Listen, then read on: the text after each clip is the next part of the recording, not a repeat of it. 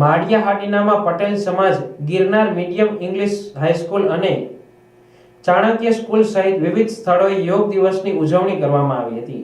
આ કાર્યક્રમમાં સ્થાનિક લોકો, વિદ્યાર્થીઓ અને સરકારી અધિકારીઓએ ઉત્સાહભેર ભાગ લીધો હતો. મામલતદાર કે વાડા, તાલુકા વિકાસ અધિકારી મિલન પાવરા, પીઆઈ મિતુલ પટેલ અને તાલુકા હેલ્થ ઓફિસર ડોક્ટર ડાભી, ગ્રામજનો, સ્કૂલના વિદ્યાર્થીઓ, આંગણવાડી બહેનો, જીઆરડી અને હોમગાર્ડના જવાનો સહિત લોકો મોટી સંખ્યામાં જોડાયા હતા. યોગ ટ્રેનરો અને બ્રહ્માકુમારી બહેનો દ્વારા યોગના ફાયદા સમજાવવામાં આવ્યા હતા. ઓમ શાંતિ. આજે આંતરરાષ્ટ્રીય યોગ દિવસના નિમિત્તે ઉજવણી નિમિત્તે ચાણક્ય પબ્લિક સ્કૂલમાં બ્રહ્માકુમારી ઈશ્વરીય વિશ્વવિદ્યાલય તરફથી એક પ્રવચન રાખવામાં આવેલું હતું, જેમાં બાળકોને રાજયોગ વિશેની ઓળખ આપવામાં આવી હતી. જેવી રીતના તમે તનને તંદુરસ્ત કરવા માટે આજે બધા ધ્યાન, આસન, પ્રાણાયામ અને યોગ કરે છે, એવી જ રીતના મનની તંદુરસ્તી માટે રાજયોગ એટલે આત્માનું પરમાત્મા સાથેનું મિલન, આત્માનું પરમાત્મા સાથેનું મધુર વાર્તાલાપ.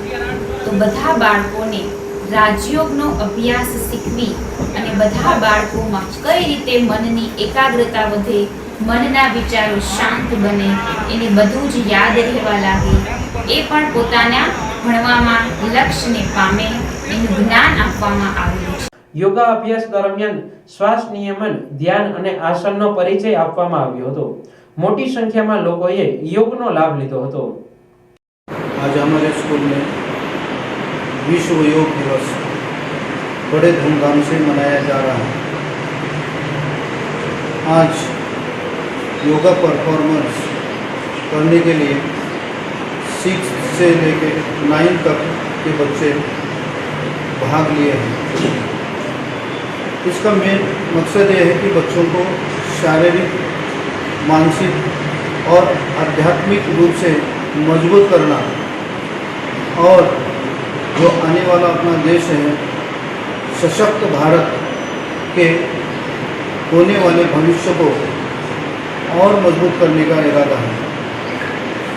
इस योग दिवस को सफलतापूर्ण ऑर्गेनाइज करने के लिए हमारे ऑर्गेनाइजेशन के प्रमुख नलिन भाई बानवड़िया और मेरे टीचर, हॉस्टल सुपरिटेंडेंट कैरोलिसा मैडम और जो हमारे प्यारे बच्चे हैं उन्होंने अहम रोल निभाया.